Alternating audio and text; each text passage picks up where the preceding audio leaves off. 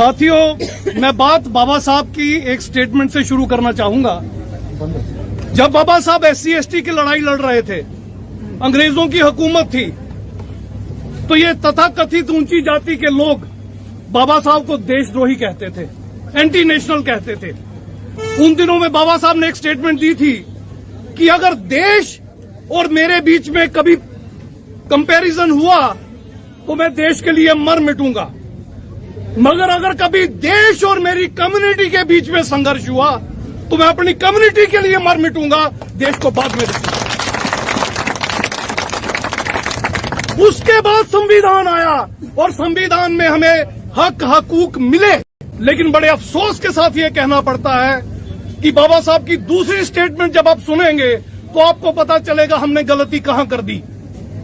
बाबा साहब ने कहा था संविधान कितना भी बढ़िया क्यों ना हो, मगर चलाक मक्कार और देशद्रोहियों के हाथ में लगेगा, अगर वो देश के ऊपर राज करेंगे तो संविधान सबसे बुरा साबित होगा। और अगर संविधान कोई बुरा भी क्यों ना हो, देश चलाने वाले लोग अगर देश के प्रति निष्ठावान, कर्मठ और देश के हित में काम करने वाले हों तो संविधान बढ़िया साबित होगा। एग्जाम्पल इंग्लैंड की देता हूं, वहां रिटन कॉन्स्टिट्यूशन नहीं है और दुनिया की बेस्ट डेमोक्रेसी है, क्योंकि वहां के रूलर अपनी कौम के लिए काम करते हैं या रिजाइन करके घर चले जाते हैं, देश को बर्बाद नहीं करते। अब इस साजिश को आप समझ लीजिए, साजिश है क्या? ऐसा नहीं है कि SC ST OBC के बच्चे नालायक हैं, बिल्कुल नहीं है। IAS की पिछली 20 साल की लिस्टें निकाल लीजिए, रिटर्न में SC ST OBC टॉप पे होता है। 250 नंबर होते हैं इंटरव्यू के, और इंटरव्यू के मेंबर जो होते हैं, इंटरव्यू लेने वाले, वो होते हैं अपर कास्ट के। 250 में से अपने वालों को देते हैं 200, 250, 240, और SC ST OBC के कैंडिडेट्स को देते हैं 70, 80, 90। साथियों, IAS तो एक एक पॉइंट पे जाता है, एक एक नंबर पे जाता है, एक एक नंबर में हजारों स्टूडेंट रह जाते हैं। इस तरह से हमें पछाड़ा जाता है। तो रिजर्वेशन की जरूरत इसलिए हमें पड़ी।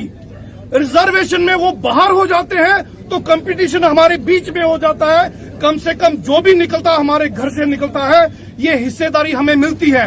अब साजिश क्या रची है GD शर्मा साहब ने?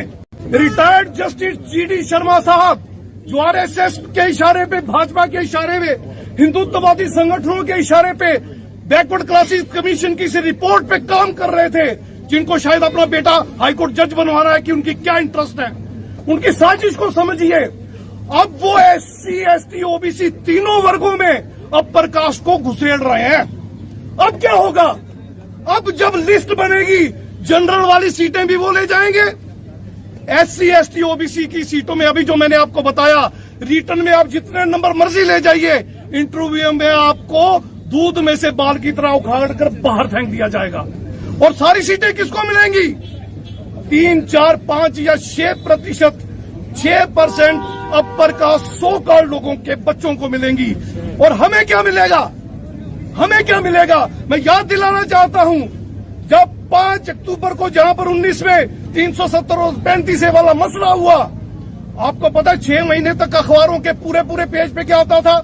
OBC के लिए बड़े बड़े वादे, SC के लिए बड़े बड़े वादे, ST के लिए बड़े बड़े वादे। और हम आप सब लोगों को आगाह कर रहे थे, लगातार प्रेस कॉन्फ्रेंसेस कर रहे थे, लगातार एहतजाज कर रहे थे, हम सबको चेता रहे थे, ये आपको धोखा देंगे, ये छलेंगे आपको, आपकी आने वाली नस्लों को बर्बाद करेंगे। आप देख लीजिए, OBC को 2% मिलता था, वो भी नहीं मिल रहा, उसमें भी इन्होंने अपर कास्ट घुसेड़ दिया।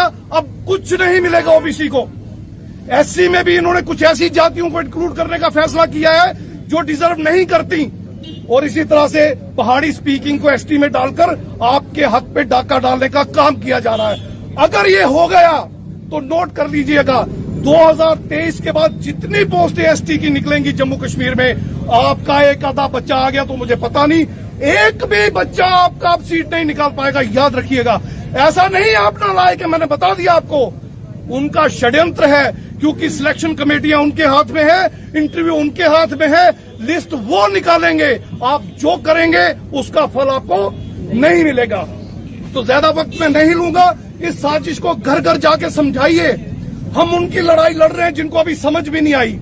जिनको अभी ये बात पता भी नहीं चली आरक्षण होता क्या है। अरे भाई 100 अफराद हो और 100 रोटियां हो, सबको एक एक मिलनी चाहिए, यही रिजर्वेशन है। हम किसी दूसरे की रोटी नहीं मांग रहे, मगर ये 3, 4, 5, 6 जो है 100 की 100 खाना चाहते हैं, ये हराम की खाना चाहते हैं, हमारे हक की खाना चाहते हैं। ये हम नहीं होने देंगे, चाहे कुछ भी हो जाए। माइनॉरिटी एकजुट है। अब हम एक प्लेटफॉर्म पे हैं, अब इस देश की सत्ता हिलेगी। शासन भी हम छीन लेंगे, प्रशासन भी हम छीन लेंगे, जुडिशरी पे भी हम अटैक करेंगे, जुडिशरी भी छीन लेंगे, और मीडिया भी हम अपना खड़ा करेंगे। देश के साधन संसाधन अब हमारे कब्जे में होंगे, ज्यादा देर की बात नहीं। और जो आज आप हमारे साथ कर रहे हो, मैं वादा करता हूं, अगर आप नहीं सुधरे आज भी, तो सूद समेत आपकी नस्लों के मुंह पे मारेंगे, याद रखिएगा।